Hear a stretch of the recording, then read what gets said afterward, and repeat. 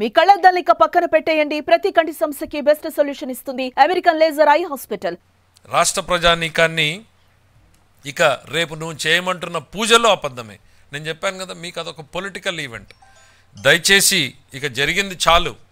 ప్రజల మనోభావాల్లో నుంచి ఇది ఎంత తొందరగా పక్కకు పోయి మా దేవుడి మీద మనసు లగ్నమైతే మాలాంటి వాళ్ళం సంతోషిస్తాం. ఈ పొలిటికల్ ఈవెంట్లు మీరు దయచేసి మానేయండి. జగన్మోహన్ రెడ్డి గారు, చంద్రబాబు నాయుడు గారు పాలనలోకి వచ్చిన తర్వాత మనందరికీ తెలుసు ఆయన వెంకటేశ్వర స్వామికి ఎంతటి భక్తుడు అనేటువంటిది. ముఖ్యమంత్రిగా మహద్వారం నుంచి పోయేటువంటి అవకాశాన్ని అక్కడ ఉన్నటువంటి చట్టం అనుమతిస్తే ఆయన సాధారణ భక్తుడిలాగా వైకుంఠ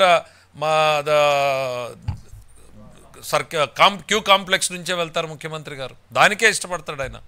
ఎప్పుడూ ఏదో శాస్త్రోక్తంగా తీసుకెళ్ళాలి అన్న రోజును తప్పున మామూలుగా వెళ్ళే రోజులన్నింటిలోనూ వైకుంఠం క్యూ కాంప్లెక్స్లోంచే వెళ్ళడానికి ఇష్టపడతారు. మరి మీరు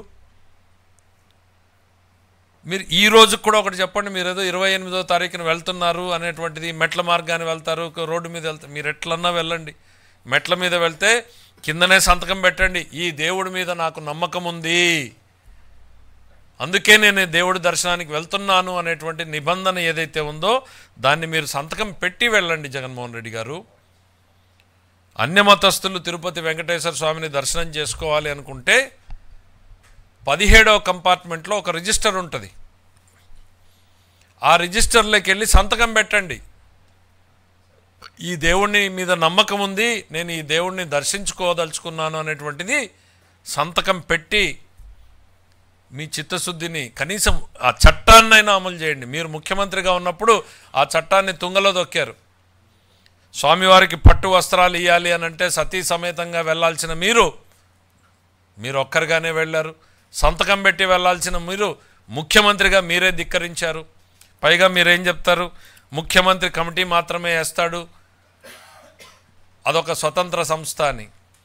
మరి ప్రభుత్వంలో చేపట్టిన రివర్స్ టెండరు ఆ స్వతంత్ర సంస్థ ఎందుకు చేపట్టింది రివర్స్ టెండర్? జగన్మోహన్ రెడ్డి గారు, మీరు ఒత్తిడి చేయబట్టి కదా.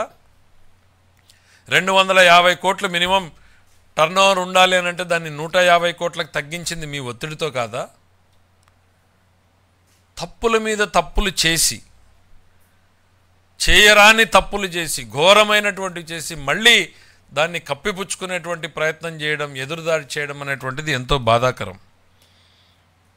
వాళ్ళ పరిస్థితి ఏంటి? మీరు గుళ్ళు తిరుగుతున్నారు, చేయమని ఏదో పిలుపునిచ్చారు. నేను చెప్పినట్టు మీకు అదొక పొలిటికల్ ఈవెంట్. కానీ మీరు చేసిన తప్పుకి ఈరోజు భక్తులు ప్రాయశ్చిత్తం చేసుకుంటున్నారు.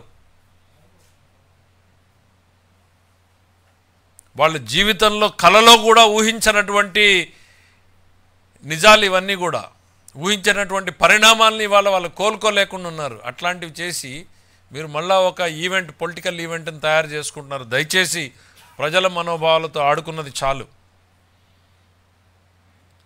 ఇక ఈ రకమైనటువంటి ఆలోచనలు మీరు మానమంటున్నారు. నేను చెప్పాను, ఆయన మారలేదు, ఆయన ఆలోచనలు మారలేదు అనేటువంటిది. మన పెద్దలు చెప్పారు, చిత్తశుద్ధి లేని శివ పూజలేలా, ఆత్మశుద్ధి లేని ఆచారమేలా అని. ఇంకా 1000 ఎలకలు తిన్న పిల్లి కాశయాత్రకు పోయినట్టు ఇవన్నీ ఊరికే రాలేదు. బహుశా ఇవన్నీ వింటూ ఉంటే ఇవన్నీ జరుగుతున్నవి, జరగబోయేటువంటివి చూసే మన పెద్దలు పెట్టారేమో అనిపిస్తుంది. మీ విషయంలో అది కరెక్ట్గా సూట్ అవుతున్నాయి రెండు కూడా.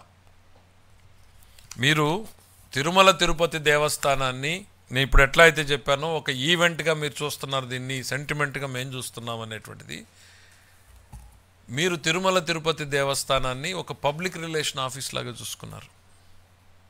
ఎన్ని లక్షల మందికండి మీరు రికమెండేషన్ లెటర్లు ఇచ్చింది? ఊహించుకోగలరా ఎవరన్నా? మేము ఏదైనా మా నియోజకవర్గంలో వాళ్ళు అడిగితే 5 మందిని 6 మందిని, వారానికి ఒక 20 మందిని చూపించగలిగితే లక్షల మందిని మీరు సంతకాలు పెట్టి పంపించారు. మీరు మీకు కావాలనుకున్నటువంటి వాళ్ళందరూ కూడా ఒక బిజినెస్ సెంటర్ కింద డెవలప్ చేసేటువంటి ప్రయత్నం చేశారు. సుమన్ టీవీలో మీ పర్సనల్ అండ్ బిజినెస్ ప్రమోషన్స్ కోసం కింది నెంబర్కి కాంటాక్ట్ చేయండి.